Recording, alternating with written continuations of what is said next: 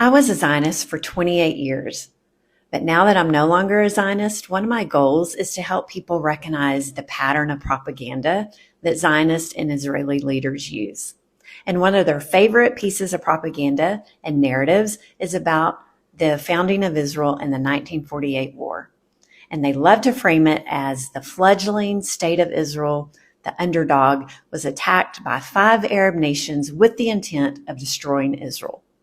Well, there's a reason they always frame it as 5 Arab nations and never as how many troops actually entered into Israel. But Avi Shlaim, who is a Jewish historian, he gave the accounting of how many Arab troops entered Israel.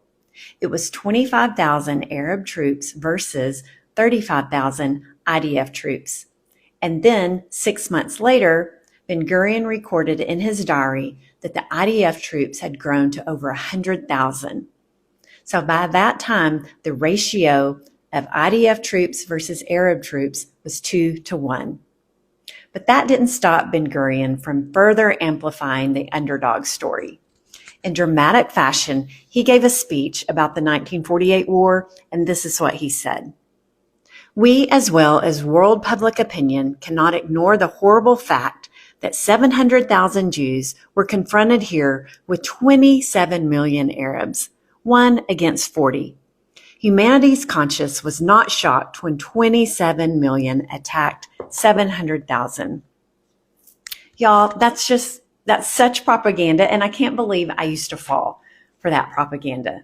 But thankfully, I have awakened to how they amp up the underdog story.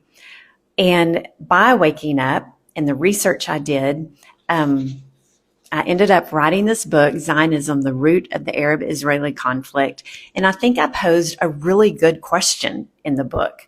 After finding out that the Zionist militias, before the war had even started, they had driven out over 300,000 Palestinians and destroyed over 200 of their villages.